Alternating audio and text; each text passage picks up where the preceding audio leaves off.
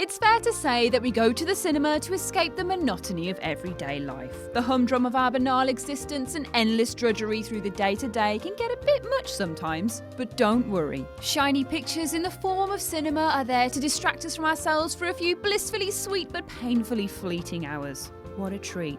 What they don't always tell you, however, is that there's some silver screen trickery on the cards. Instead of a dive into someone far more interesting's imagination, we're stuck with the cold, hard reality of the real world. Though it seems for the lucky few, this is actually far more interesting than the usual sleep, eat, work, cry, repeat.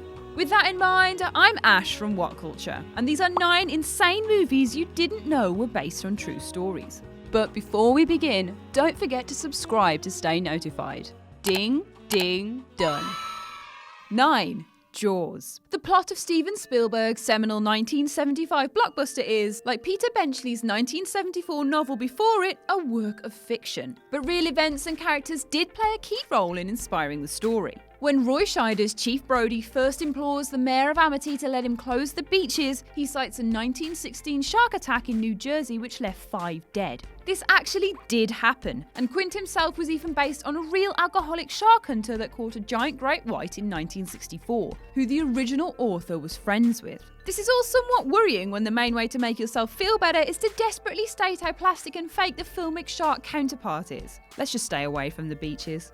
8. The Hunt for Red October. Clancy made his debut with the original 1984 novel, and he loosely based his narrative around a mutiny which took place on a Soviet anti-submarine frigate in 1975. The character of Marco Ramius, played in the film by Sean Connery, was modelled on a political officer named Valery Sablin, who led the mutiny. However, while the methods Ramius employs in the book and the film may resemble those of Sablin, their end goals couldn't be much more different. Where the fictional character wants to defect to the US, Sablin intended to lead a second Russian revolution, overthrowing the communist leadership of the time. Needless to say, this did not work out, and Sablin wound up being executed for treason. Not quite the happy ending we get in the movie. 7. A Few Good Men. As Jack Nicholson says, you can't handle the truth because it's not very bloody nice. Or something like that. Director Rob Reiner cast Tom Cruise as a lawyer assigned to the defense of 2 court-martialed Marines charged with killing one of their peers, unearthing a shady cover-up in the process. The truth comes from military lawyer Debbie Sorkin, who had been called to the defense of a group of Marines who, at the behest of their commanding officer, performed a brutal hazing ritual on a new recruit. When A Few Good Men opened, Cox, a Marine that was involved, protested that the film had badly distorted the events that took place. 2 years later, Cox went missing under mysterious circumstances and was later discovered dead. To date, his killer has still not been found. 6. Heat. What you might not have known about Heat is that De Niro's character, Neil McCauley, is not a fictional character. He was a real bank robber who had already served half his life behind bars on theft and murder charges before he was tracked down and shot dead by Chicago detective Chuck Adamson in 1964. By the 1980s, Adamson had turned from cop to writer and met Michael Mann whilst working on TV series Miami Vice. Mann was fascinated by Adamson's stories about his strange kinship with McCauley and used it as the basis first for 1989 TV pilot LA Takedown, then Heat in 1995. 5. 50 First Dates. The film cast Drew Barrymore as a woman suffering from anti-retrograde amnesia, as a result of which she wakes up every morning with no recollection of the previous day. Naturally, this somewhat complicates her burgeoning romance with Adam Sandler. The film was really trying to save her from herself here. The story was reportedly inspired by the real-life case of Michelle Philpotts, a woman who suffered 2 serious brain injuries 5 years apart, which left her unable to form new short-term memories. Reportedly, she wakes up every morning thinking it's still 1994 to this day. Imagine waking up to a world where the Furby uprising is still going, and where I hadn't even been born yet and blessed the internet with my presence. Horrifying.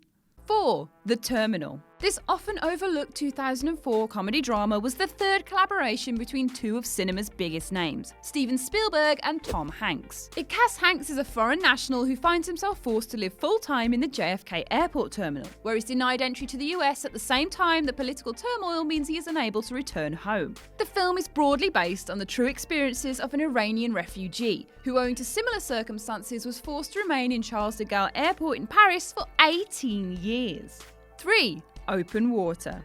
Jaws may remain the big daddy of the shark movie subgenre, and let's face it, that's never going to change. But it's not the only one to draw heavily upon terrifying real-life events. 2004's Open Water is one of those movies for which reading the synopsis alone is a panic attack waiting to happen. The film centres on a couple vacationing in the Caribbean who take a scuba diving trip, only to find themselves stranded in the middle of shark-infested water when the boat accidentally leaves them behind. It's all the more unnerving when you learn the film was inspired by the true story of Tom and Eileen Longeron, who were lost at sea under similar conditions in 1998. Anyone else cross scuba diving off their bucket list? No?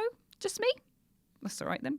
2. Mike and Dave need wedding dates. Mike and Dave Stangl are real-life New York brothers who did place such an ad on Craigslist after their parents demanded that they bring dates for fear they might otherwise make a bigger scene and harass the bridesmaids. The Stangl brothers wound up with hundreds of applications to choose from and proceeded to go out on first dates with scores of them. While in reality the dates they took to the wedding weren't that out there, it seems they met their share of crazy women along the way. Ultimately, they wrote a memoir about it, which in turn landed them a movie deal. How's that for living the dream?